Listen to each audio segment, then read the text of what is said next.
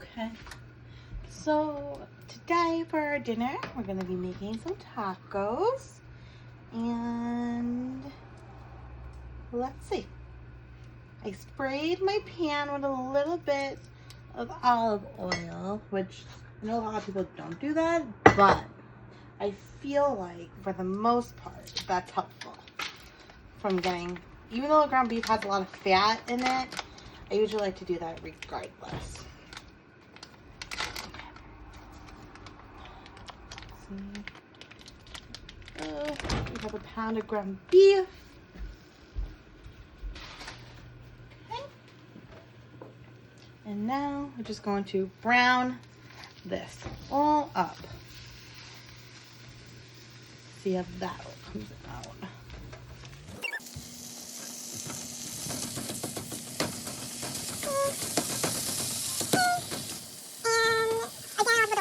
I like to season my ground beef for my taco meat with a little bit of salt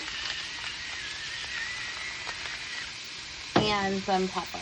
You don't want to do too much salt because then it will be salty. I will say that. But a little bit of extra really changes the flavor of the tacos. It really does make a difference. And I'm telling you, people will notice. So we're just going to chop this all up.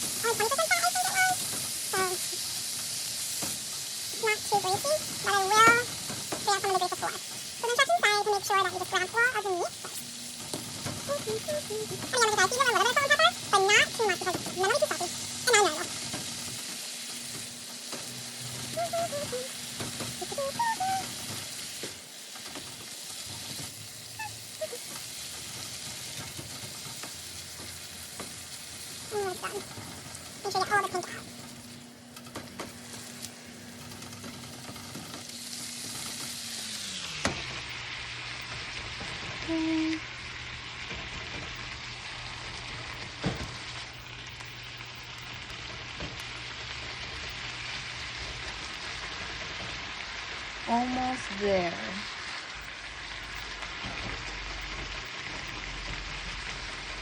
Really, there's not that much extra grease, to be honest with you today. Make sure all this is chopped up good. I think it is. Okay. Oops, that's a little. That's okay. Alright. Then we're just gonna take a paper towel and dab out a little bit of the extra grease. Not all of it, but just a little bit. Because we're going to be adding water into this, so you don't want it to be too liquidy. Okay. Okay. Take that out. Yeah. Okay. And then the next step is we're going to add our seasoning. Oh, I spilled. Okay. Okay, 1/4 cup of the seasoning. I think I used McCormick seasoning. And then 3/4 cup of water. And then we're going to mix that all up. Look at a little bit liquidy. Hopefully I measured right. Well, I guess we'll see. But I don't know. This is not looking great. Should I add more seasoning? I'm thinking I should.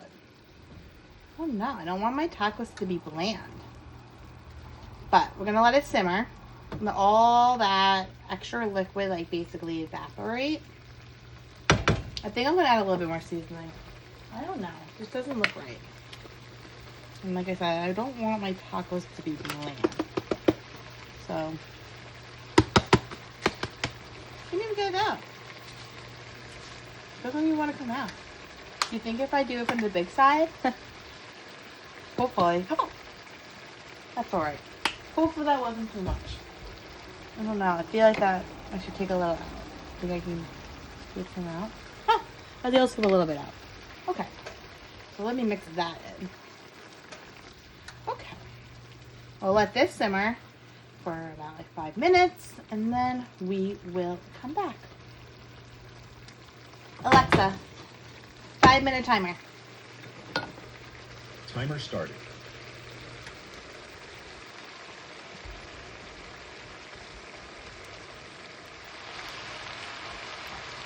Guess I'm just gonna try to vacuum up that little mess over here. Craziness.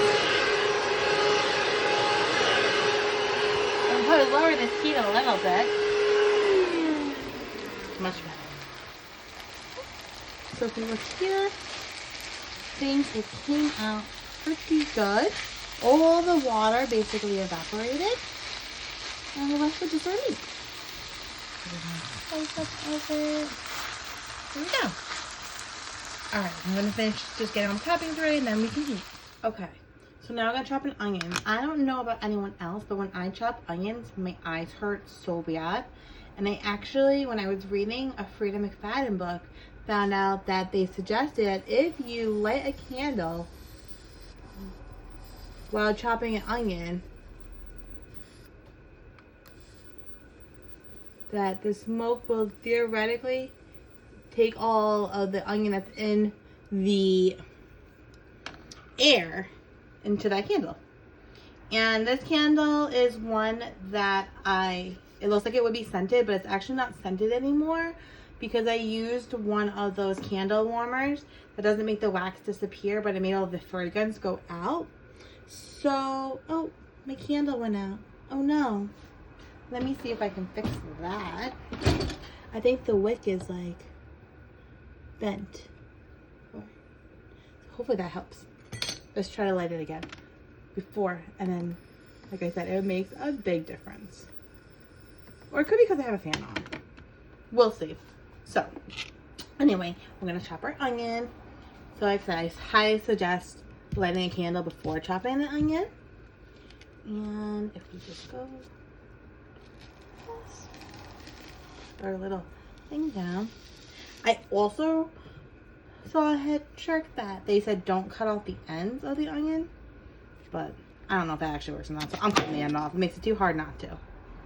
I don't like those ends, so I'll just do that. And then I have this nifty little holder that makes it much easier to dice my onions.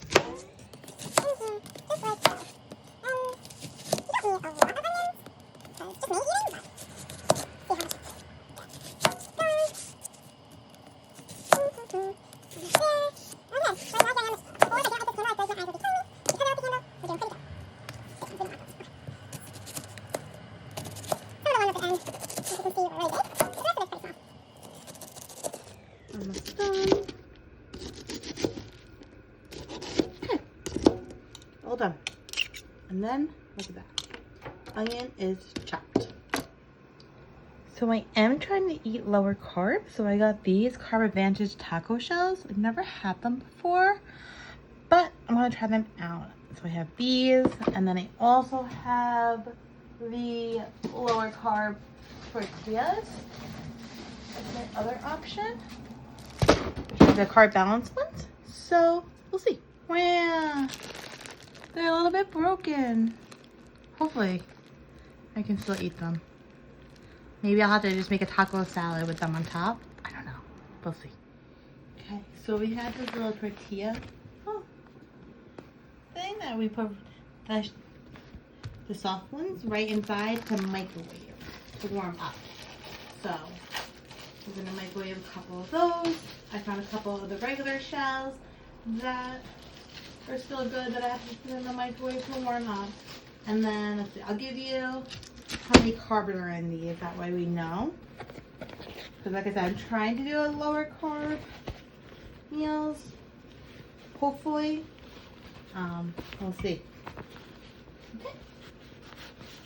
Okay.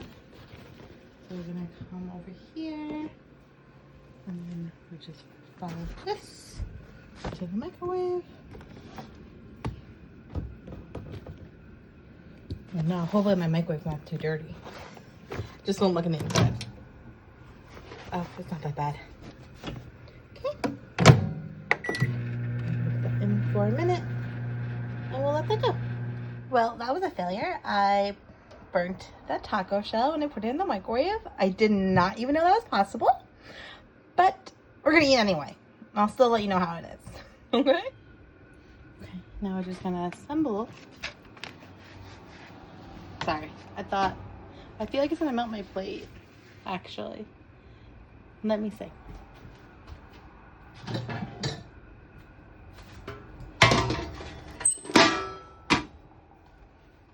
Alright, that's better. My plate is plastic, so. So you put a little bit of the meat on here.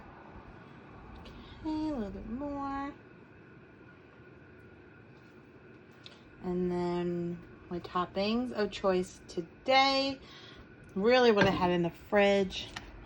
So we have some sour cream.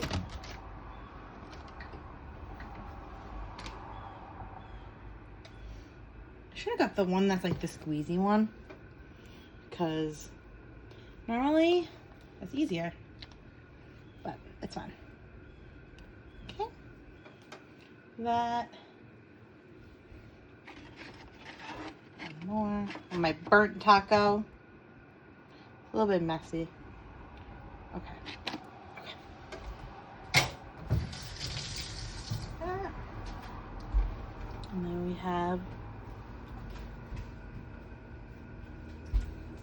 some of our diced onions that we chopped up before. That in there. I know a lot of people actually don't do the onion per se. I personally like the crunch that it adds. I usually like to have tomatoes too, but I didn't have any tomatoes in the fridge, so we don't have any tomatoes. But we have this, and then we got some shredded lettuce that we're going to put on there.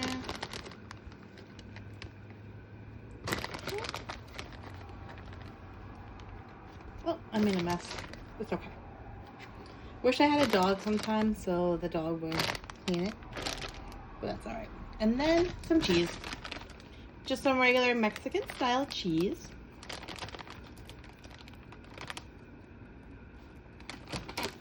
Let's see if I can open the bag. That would be great. But I can't. Oh, I got it. Okay. And a little bit of cheese. One over here. A little bit more. Okay, I think that's everything. Now we can eat what we all been waiting for. See how this tastes. Look like. So it's like 1,000,000 degrees in here. But we finally finished dinner and now we can eat, and I will tell you what I think about these taco shells. Should I try the burnt one first? I don't know. I wonder if the burntness is gonna ruin it.